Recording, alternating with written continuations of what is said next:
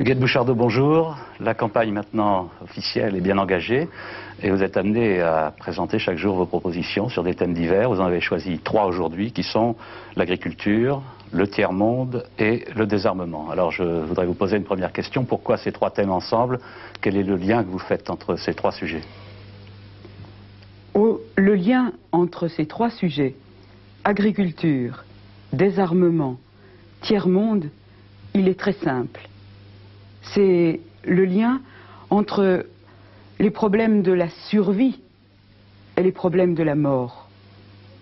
Aujourd'hui, l'agriculture, qui produit notre nourriture, c'est ce qui peut vraiment nous aider à survivre. Et de la manière dont se fera la gestion de l'agriculture dépendra aussi le bien-être, le mieux-être de l'avenir. Seulement, en même temps que des gens travaillent pour nous nourrir, il y en a d'autres qui accumulent des forces de mort. Et pendant que, dans cette année 79, l'année de l'enfance, mouraient 12 millions d'enfants dans le monde, pendant ce temps-là, eh bien, on accumulait de quoi tuer 5 fois de suite l'humanité entière par l'armement nucléaire. Alors vous voyez, le lien, il existe vraiment. Oui, alors des gens qui travaillent pour nourrir les autres, vous en avez amené 2 avec vous sur ce plateau. Je vais vous demander de me les présenter. Alors il s'agit de Bernard Lambert, qui est syndicaliste paysan, bien connu je crois, et puis Marie-Jo Maté, qui est agricultrice sur le plateau du Larzac. On va commencer avec M. Lambert. Alors Bernard Lambert, vous êtes un paysan, un vrai paysan. Vous êtes un paysan qui travaille la terre. Vous n'êtes pas seulement un syndicaliste qu'on trouve dans les bureaux parisiens. Vous êtes vraiment un agriculteur installé dans l'Ouest. Alors parlez-nous un peu de la condition des agriculteurs en France aujourd'hui, en 81. Oui, tout d'abord une précision. Je ne suis pas adhérent au PSU. Et le syndicat auquel j'appartiens n'est pas la courroie de transmission d'un parti politique. Les Polonais nous ont prouvé d'ailleurs qu'il ne fallait pas s'engager dans cette voie. Mais ceci étant dit, l'ouverture et la prise de parole qui est permise aujourd'hui, je l'apprécie très très fortement. Mais je suppose que si vous êtes là, c'est sans doute que vous êtes quand même assez proche des positions du PSU, au moins sur le programme agricole. Je voudrais bien que les partis de gauche fassent la même ouverture. Alors parlez-nous un peu de la situation, par exemple, d'un jeune paysan aujourd'hui qui doit commencer à s'installer, qui doit démarrer dans cette profession. Alors il faut bien voir que le jeune qui s'installe est obligé de suivre un certain itinéraire. S'il n'est pas venu au monde tout habillé, riche, il doit, pour commencer, emprunter. Il ne peut pas s'installer autrement. Il va voir la banque, le Crédit Agricole, qu'on appelle à tort mutuelle, qui n'est qu'une banque, c'est la première du monde d'ailleurs. Et la banque lui impose directement une surface minimum, un type de production et des contrats avec une firme, qu'il s'agisse de coopératives d'ailleurs ou de firmes privées, ne change rien. Et il entre forcément dans la mécanique. Dans une mécanique qui fait qu'il sera même dépossédé de la direction de son travail. Il lui faudra produire comme lui indiquera la firme et il aura le revenu qu'on voudra bien lui laisser. Vous voulez dire que l'image du paysan, maître sur ses terres, maître dans son champ, est une vieille image périmée. Seul maître à bord après Dieu, ce n'est sûrement ni vrai pour les paysans ni pour les marins. Je pense que c'est totalement fini, on est entre les mains du monde de l'argent. Vous avez l'impression d'une profession étranglée par le crédit, par les firmes agroalimentaires par... Absolument, et je prends un tout petit exemple qu'on pourrait développer plus. Lorsque les paysans ont été condamnés pour gagner tout simplement leur vie et péniblement, ça n'empêchait pas un certain nombre de faire faillite, de mettre des hormones dans les veaux. Ce qui donnait une marchandise douteuse à tout point de vue et dangereuse. Un exemple dont tout le monde se souvient. Et c'est nous-mêmes qui l'avons dénoncé en portant plainte. Lorsqu'ils ont été amenés à faire cela, ce n'est pas qu'ils voulaient polluer, mais c'est parce qu'ils n'avaient pas de revenus, ils avaient des pertes quand ils ne faisaient pas ce qu'on leur ordonnait de faire. Huguette Bouchardot, je suppose que vous faites à peu près la même analyse du phénomène paysan actuellement, mais il vous appartient en tant que candidate de dire si vous avez des propositions à faire pour que ça change. Bien sûr. Écoutez, j'écoute de temps en temps, j'entends avec assez de stupéfaction ce que j'entends dire sur le monde agricole. J'entends dire que on continuerait de voter plus à droite qu'à gauche dans le monde C'est agricole. ce que disaient les statistiques. Et pourtant, je voudrais simplement parler là aux gens qui vivent dans les conditions que vient de décrire Bernard Lambert. C'est vrai que ça me paraît impossible qu'on continue d'accepter les conditions qui sont faites et que le minimum, c'est qu'il y ait un revenu sûr, décent, pour tous ceux qui vivent du travail de la terre. Quand je dis ceux, j'entends aussi celles, parce que aujourd'hui, les femmes partagent le travail des hommes dans l'agriculture. Mais la plupart du temps, les femmes agricultrices n'ont pas de statut. Elles ne sont que conjointes d'un exploitant agricole. Mais en même temps, je voudrais dire que l'essentiel, Bernard Lambert vient de le souligner, c'est que l'agriculteur puisse d'abord avoir la maîtrise de son outil de travail, la terre. Quand je dis ça, je ne veux pas dire que l'agriculteur sera forcément propriétaire de la terre. Les agriculteurs ne demandent pas cela. Mais ils demandent, c'est ça. Alors il y a justement là, parmi vos invités, une jeune femme qui fait partie de ces gens dont on essaye de leur retirer leur outil de travail. Vous êtes une paysanne du Larzac, et le Larzac, tout le monde se souvient. Auparavant, Bernard Langlois, oui. Excusez-moi, mais vous m'avez interrompu là, mais je voudrais quand même ajouter autre chose. Je vous en prie. Parce que je viens de parler des agriculteurs, il faut parler des produits qu'ils font. Vous savez que beaucoup d'agriculteurs ont honte aujourd'hui de ce qu'ils sont obligés de produire. Et que vraiment produire des animaux bourrés d'hormones ou bourrés d'antibiotiques, des légumes bourrés de nitrates, eh bien, ça n'est pas les agriculteurs qui désirent le faire, au contraire. Et je pense qu'il leur faudrait pouvoir travailler moins au rendement pour pouvoir produire une nourriture de qualité à laquelle nous, consommateurs, nous sommes intéressés. Je suis sûr que personne ne s'en plaindrait, effectivement. Marie-Jo Maté, vous êtes donc agricultrice au Larzac. Alors le Larzac, on en a beaucoup entendu parler au cours des dernières années. C'est un plateau dans le sud de la France, un COS. Et ce COS vous est disputé par l'armée française, qui veut étendre son champ de manœuvre. Depuis 10 ans, oui. Alors, on en a beaucoup parlé dans les années 70, on en parle un peu moins maintenant. Quelle est la situation actuellement sur le Larzac? Eh bien, la situation actuelle, c'est qu'on est tous expropriés. L'armée est propriétaire, mais nous sommes tous agriculteurs encore, nous restons, nous ne céderons aucun hectare à l'armée. Quand vous dites tous, c'est combien de personnes actuellement? 103 personnes. Toujours 103? Toujours 103, on est agriculteurs, il y en a qui sont partis, mais il y en a d'autres qui sont revenus. On a remis en état des terres, on les a recultivées, on a retapé des vieilles bergeries, les bergeries sont à nouveau occupées par des brebis, les villages sont à nouveau occupés. On a aussi construit une bergerie, personnellement, nous avons construit une bergerie et nous ne sommes pas prêts à la laisser à l'armée pour faire des hangars à engins militaires. Alors si je comprends bien, on est dans une situation juridique assez curieuse. Sur le papier, il n'y a plus de paysans du Larzac, ils ont été rayés, ils sont expropriés. Oui. Et en fait, vous êtes toujours là et vous continuez à vous frotter aux militaires tous les jours. Alors comment ça se passe sur le terrain? Eh bien, sur le terrain, dernièrement, il y a les militaires, ils se sont approchés un peu trop près de Montredon, qui est un village qui leur appartient, c'est vrai, où ils sont propriétaires de toutes les terres.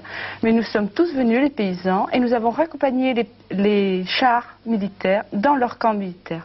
C'est-à-dire qu'il y avait 10 chars, ils sont repartis et ils sont retournés dans leur camp militaire. Et la jeep du colonel aussi, qui d'ailleurs est rentré dans une voiture de paysans et s'est sauvé. Alors on a demandé aux gendarmes qui étaient là de faire un constat de délit de fuite. Je ne sais pas si ça marchera. Bernard Lambert, vous n'avez pas de problème, vous, avec l'armée dans l'Ouest? Non. Mais vous êtes solidaire de la lutte des paysans du Larzac? On pense que la terre a un but précis, c'est celle de nourrir les hommes. Et on pense que l'accaparement par l'armée, avec les usages meurtriers qu'elle en fera, soit pour l'ennemi de l'extérieur, soit pour l'ennemi de l'intérieur, ne nous convient pas du tout. Vous avez l'impression que, Marie-Jo, que l'armée dépense beaucoup au Larzac? Oui, tous les jours on les voit. Les chars militaires s'amusent à défaire les murettes sur le plateau. Ils foncent dedans. Toute cette énergie qui est dépensée, les hélicoptères nous survolent sans arrêt. Tous les matins, souvent toute la matinée, il y a des tirs. Tout ça, c'est de l'argent qui part en fumée. Quand on nous parle qu'il n'y a pas d'argent pour faire des crèches, des équipements collectifs, pour l'éducation nationale, qu'il n'y a pas d'argent pour les gens qui ne sont pas titulaires. Bon. Moi, je pense que... On en vient là un petit peu, Huguette Bouchardot, au deuxième thème de cet entretien. C'est celui de la défense nationale. Le gaspillage de l'armée, tel que le dénonce Marie-Jo. Est-ce que c'est vraiment un gaspillage? C'est bien une défense nationale, non? Eh bien, vous vous souvenez, Monsieur Bernard Langlois, de l'émission qu'avait faite le président Valéry Giscard d'Estaing pour nous présenter la force de frappe française. Il nous avait montré que du bout de son index, il pouvait appuyer sur le bouton fatidique et qu'à ce moment-là, les mirages partiraient dans une direction, les fusées du plateau d'Albion partiraient dans une autre, que les missiles placés sur les sous-marins atomiques allaient partir dans tous les sens et que, en 10 minutes, on allait atteindre des villes au-delà des frontières de l'Union soviétique. Et moi, je me suis dit, mais vraiment, où en sont-ils les Français pour accepter une démonstration de ce genre? Parce que si en 10 minutes, le président de la République peut ainsi décider d'envoyer une force de mort capable d'aller tuer, ce sont les chiffres, 2 millions de personnes, eh bien, dans le même temps, alors vraiment, je crois qu'en 10 minutes, celles qui suivront, la France risque d'être transformée en un glacis nucléaire. C'est tout le pari de la dissuasion. C'est le pari qui a été fait par l'armée française et par l'État français. Oui, c'est-à-dire nous pourrons causer des morts qui seront dissuasives aux autres pays pour nous attaquer. Alors vous êtes contre l'armement nucléaire. Mais dissuasive de quoi? Parce que vraiment, pour dissuader, il faut avoir la force suffisante. Mais notre force de frappe française est très inférieure aux forces de feu qui existent aujourd'hui aux États-Unis et en Union soviétique. Moi, je me dis même de temps en temps que s'il y a tellement de candidats à l'Élysée, c'est peut-être bien que c'est le seul endroit en France où il y a un abri anti-atomique par-dessous. Alors, vous voyez, non. Donc vous êtes pour le désarmement nucléaire et vous seriez d'accord pour que la France, unilatéralement, commence à désarmer? Oui, c'est cela. Moi, je pense... Vous êtes seul à penser comme ça, pratiquement. Peut-être. Nous sommes peut-être les seuls à penser cela dans la gauche. Ce ne serait pas la première fois que le PSU serait le seul, à un moment, à penser juste et que les autres suivraient ensuite. Écoutez, aujourd'hui, je crois d'ailleurs que ce n'est pas du tout une position utopiste, irréaliste. Au contraire, il y a en Europe suffisamment de force pour faire une alliance différente, une alliance internationale pour le désarmement nucléaire en Europe. Le Parti travailliste anglais, la gauche du Parti socialiste allemand, des forces en Suède, en Norvège, en Autriche, sont aujourd'hui favorables à ce désarmement nucléaire en Europe. Alors tout le problème du désarmement, c'est de savoir par où on va commencer. Nous disons, un pouvoir de gauche en France devrait chercher à commencer ce désarmement. Et d'ailleurs, il y aurait là une possibilité d'accord, pas seulement en Europe. Il y aurait une possibilité d'accord dans les pays autour du bassin méditerranéen et avec des pays du tiers-monde qui aujourd'hui, vous le savez, passent 14,3% de leur produit national brut à des dépenses d'armement. On va venir tout de suite au tiers-monde, Huguette Bouchardot, mais je voudrais quand même que vous nous précisiez un petit peu quel type de défense nationale vous envisagez pour la France. Si vous lui retirez l'arme nucléaire, si vous supprimez les crédits à l'armée de métier, qu'est-ce qu'on fait? Est-ce qu'on attend tout nu qu'un éventuel agresseur envahisse le territoire? Eh bien non.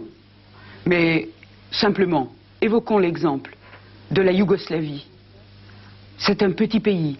Et en 48-49, ce pays a su, avec une défense populaire, sans la hiérarchie de nos armées, résister à la menace de forces qui l'enserraient. Et puis aujourd'hui, et je trouve encore cela meilleur, il y a en Pologne des gens qui, aux mains nues, simplement par la grève, par la mobilisation populaire, sont capables de dire non à des chars qui sont déjà sur leur territoire. Vous voyez, je crois que défense populaire, ça veut dire quelque chose et que ce serait vraiment une alternative à cette accumulation de morts qui nous coûte si cher. Et qui coûte cher au tiers-monde. Nous en venons maintenant au troisième volet, puisqu'effectivement, une bonne part des budgets de l'État des pays en voie de développement passe à acheter des armes, à acheter des mirages, à acheter des bombes. Alors là, je crois que vous avez aussi beaucoup de choses à dire. Bien sûr. Le tiers-monde, nous avons des contrats avec lui, des contrats d'échange. Mais ces contrats d'échange, ce sont des contrats qui appauvrissent le tiers-monde au lieu de l'enrichir. Pour aller vite, un exemple, le Sénégal. Nous avons supprimé dans les pays d'Afrique des cultures qui servaient à la nourriture de tous les jours, à la subsistance. Et pourquoi? Pour leur demander d'exporter chez nous des haricots verts en plein hiver, ou pour leur demander de faire de l'arachide, parce que l'arachide, c'est notre beefsteak pomme frite. L'arachide, ça sert à nourrir nos bovins, ça sert à faire notre cuisine. Et par contre, là-bas, on en est à ne plus avoir de quoi se nourrir. Bernard Lambert, on peut imaginer un autre type de relation entre les agriculteurs des pays développés comme la France et l'agriculture du tiers-monde? Je le crois, mais je crois surtout qu'en exploitant très fortement les uns, on fait disparaître les autres économiquement. Et ce n'est pas n'importe qui, c'est tous les jours. Des firmes comme Menviande Socopa, par exemple, n'hésitent pas à importer d'Argentine de la viande qui ne coûte rien, et ça ruine les paysans d'ici. Parce que là-bas, les péones, les ouvriers agricoles, on les paie à coups de fusil. Fusil français, bien sûr. C'est vrai encore pour des problèmes comme le lait. Yoplait, Nestlé commencent à implanter des productions à l'extérieur sur la base de la main-d'œuvre qui ne coûte rien. Comme pour le textile. On transfère les productions, les légumes, même en pleine saison, c'est ce qui est en train de se passer. Où je réagis très fort en tant que paysan, c'est que je sais que ça tuera d'autres paysans. Cette main-d'œuvre payée 1 franc de l'heure, elle n'a plus la production, puisque elles sont occupées à des productions d'exportation, la production qui servait à sa nourriture, et la faim augmente. Et à sa vie quotidienne. Et c'est ça la politique du capitalisme et de l'argent. On va demander à Huguette Bouchardot de conclure cette émission parce que l'heure tourne. Huguette, alors, résumons-nous. Vous avez choisi ces 3 thèmes. Vous pensez que c'est important qu'on pose ces problèmes-là sur la place publique. Pourquoi? Après tout, on pourrait se dire que le tiers-monde, ça ne nous concerne pas tellement, ou que la défense, oui, c'est bien un problème sûr, je sais bien, le tiers-monde, ça ne nous concerne pas tellement. On a nos pauvres, on a nos chômeurs. On en est à une élection présidentielle, on ne va pas regarder trop au-delà de nos frontières. Et puis, à quoi bon parler des travailleurs immigrés, par exemple, que le tiers-monde est obligé d'envoyer travailler chez nous, puisque eux, ils ne votent pas? Eh bien, moi je pense non seulement à notre génération, à nous, je pense à la génération de nos enfants, dans 10 ans, dans 20 ans, quand ils regarderont avec un peu de recul une campagne électorale comme celle de 1981, est-ce que vous ne pensez pas qu'ils se demanderont avec effarement pourquoi nous parlions tellement de questions comme la durée du septennat, alors qu'eux étaient en train de mourir de faim tant d'hommes, de femmes, d'enfants, et qu'on enfouissait dans le sol tant de bombes?